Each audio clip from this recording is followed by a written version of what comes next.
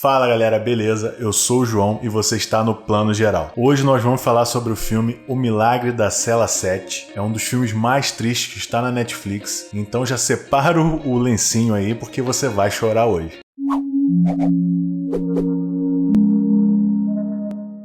Então vamos lá para o nosso ritual padrão. Deixa o like aqui embaixo, que é muito importante, se inscreve no canal e também confira nossas redes sociais, @Plano Geral Cinema, Facebook, Instagram. Tem conteúdo exclusivo para lá, então fica ligado que é muito importante. O Milagre da Cela 7 é um filme turco de 2019 que na verdade é um remake de um filme sul-coreano. Só que a versão sul-coreana ela tinha uma pegada mais de humor e tal. E esse mesmo filme ele tem remakes de outras várias nacionalidades. O filme nos conta a história de Memo, que é um homem com deficiência intelectual.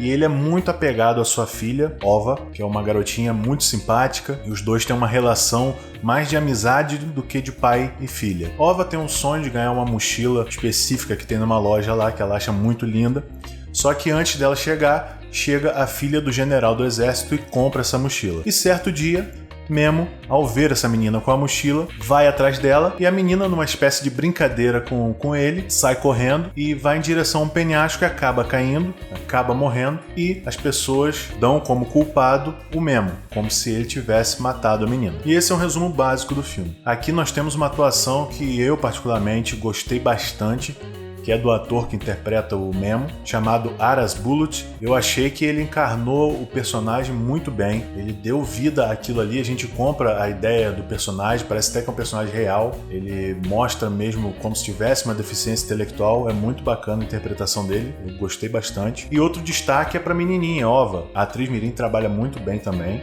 e é um dos pontos altos do filme, com certeza. Mas esse filme ele não é só pontos positivos. Ele tem um problema sério de roteiro, ele tem um roteiro meio preguiçoso e também as atuações caricatas. Tirando a menininha Ova e o Memo, as outras atuações assim deixam bastante a desejar. E para quem não está acostumado com o cinema turco, eles têm outra linguagem.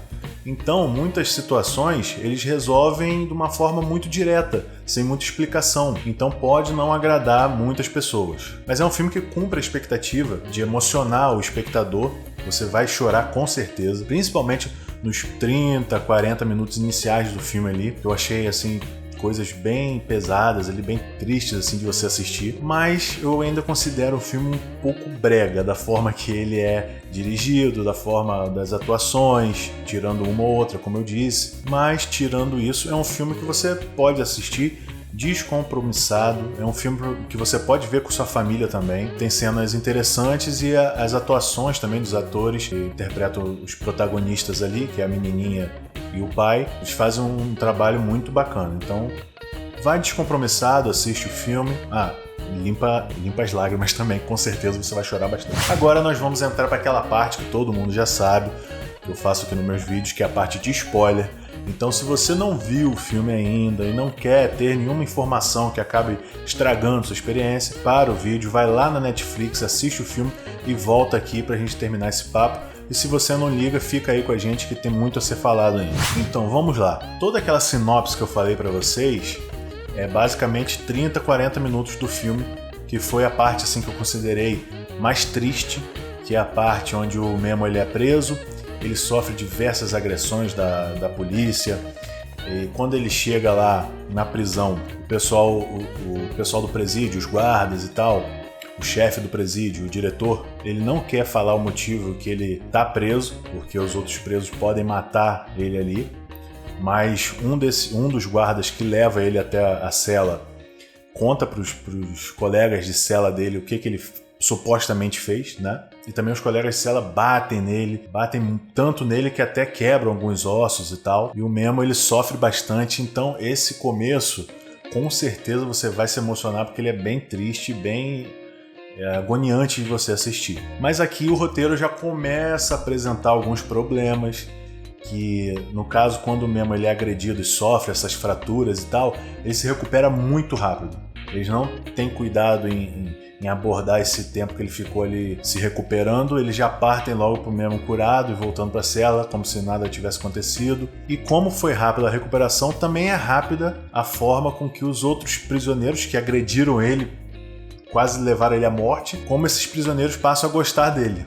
É muito direto, como eu falei, o cinema turco ele tem uma outra linguagem, então isso fica muito direto, assim, é muito rápido, eles não elaboram muito essa relação. E dentro dessa cela tem tipo um líder, que inclusive o diretor do presídio vai na cela para perguntar ao cara, pedir algumas opiniões e tal, ele meio que comunica as coisas pro cara, e aí o filme vai se desenrolando. E certo dia, um detento que tá ali na cela do Memo, que entrou coincidentemente com o Memo nessa cela, ele tinha alguma pendência com o líder ali da cela e tenta atacar ele com uma faca. Nisso, aparece o Memo ali, sem entender muito, vai pra cima do cara, leva uma facada e consegue salvar a vida do chefe ali da cela. E ali é a confirmação assim para todos da cela adorarem o Memo. Como eu já disse, muito rápido isso. Eles não desenvolveram quase nada dessa parte. Nesse filme nós temos 2 núcleos, basicamente, que é o núcleo do Memo, que tá lá preso na cadeia, e tem o núcleo da filha dele com a avó, que ficam a todo momento procurando uma testemunha que supostamente viu o que aconteceu, porque o Memo, quando ele foi preso, ele dizia que tinha uma pedra, tinha visto o que aconteceu. E a filha dele descobre qual pedra é essa que ele estava falando e vai lá. E nisso ela encontra um soldado que era um desertor do exército, e realmente esse cara tinha visto o que aconteceu e viu que o Memo ele era inocente, não tinha culpa de nada. Nisso a menina volta para comunicar à avó que achou o cara, achou a forma como salvar o pai dela da prisão, e elas voltam lá nessa pedra, só que o cara já não está mais lá. Em certo momento a mãe do Memo ela acaba morrendo, que já era uma senhora de idade, e a gente fica meio apreensivo como vai ser a vida da Ova, porque ela não tem mãe, a mãe dela morreu. O Memo, que é um pai dela que já tem os seus problemas psicológicos, está preso, e a única pessoa que ela vivia era a avó, acaba falecendo. Então a gente fica preocupado ali com a menina, além de que tinha saído já a sentença de morte para o Memo. Então ele estava só aguardando chegar a sua hora ali na prisão. Então realmente a menina ia ficar sozinha. Mas aí ela acaba ficando com a sua professora da sua escolinha lá. A professora acaba tomando conta da menina, e como o Memo já estava muito querido ali na prisão, o diretor do presídio decide ajudar a achar essa testemunha, e eles acham essa testemunha, acham o desertor e levam ele para falar. Só que antes ele tem uma conversa com o comandante do exército, que teve sua filha morta, e esse comandante do exército acaba eliminando o cara, mata ele ali, e acaba com qualquer tipo de esperança do Memo de se livrar da morte, da pena de morte. Aí o filme começa a dar mais visibilidade para um dos detentos ali da cela 7, que é um senhorzinho que quase não falava com ninguém, ficava sempre no canto dele, ficava olhando para uma parede, um descascado, ele ficava vendo um tipo de árvore ali. Em certo momento nós descobrimos que esse senhorzinho ele é avô da Ova, por parte de mãe, e descobrimos também que ele provavelmente matou a própria filha quando descobriu que ela era impura, ou seja, antes de casar ela tinha engravidado. E provavelmente o Memo casou com ela por ela ser impura. Como ele era um cara que tem problemas psicológicos, ele se casou com ela já grávida. Por isso que uma das cenas lá, os detentos perguntam para ele como ele conheceu a esposa e tal. Ele fala mais ou menos, não quer muito falar e tal. Dá a entender que foi isso que aconteceu. E esse senhor, o avô da Ova, ele é muito importante para a história. E os detentos ali ficam a todo momento assim falando para ele fazer alguma coisa pela criança. Faz alguma coisa pela criança, seja útil. E aí ele decide morrer no lugar do Memo, porque ele já não tinha sentido, a vida dele já não tinha sentido, ele só estava esperando a morte dele chegar também, e ele decidiu ir no lugar do Memo para a pena de morte, a pena do enforcamento. E aí eles começam a bolar um plano, como vão fazer isso, e eles decidem que vão substituir o Memo pelo avô da Ova no último momento ali, quando estiver indo para a forca. E eles fazem isso, e também os capangas do chefe ali da cela, eles causam um acidente no carro do promotor que ia presenciar o enforcamento do Memo e o cara não consegue chegar lá. O velhinho lá, o avô da Ova, acaba morrendo enforcado e o Memo se salva. Mas o filme brinca com a gente, o filme só mostra depois que isso aconteceu. Você acha que o Memo morreu enforcado ali, nisso você já tá...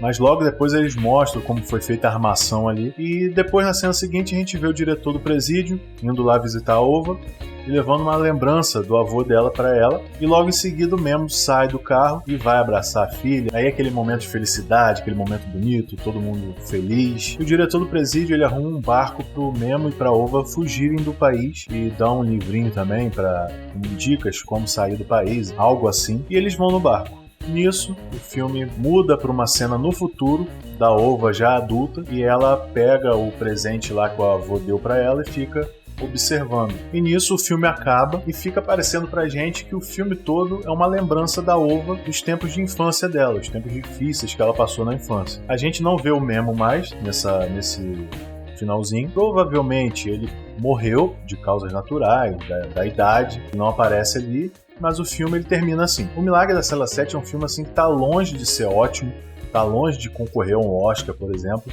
como eu já vi gente falando, tá longe disso, mas com certeza ele vai te emocionar. Mas uma coisa que eu tenho que falar aqui é sobre a Netflix tá botando produções turcas no seu catálogo, uma coisa que a gente não imaginava quando ia ver uma produção turca na Netflix, assim como teve aquela chuva de produções espanholas, né? La Casa de Papel e um monte de filmes. Agora eles estão botando outras produções de países que não são grandes centros de cinema, né?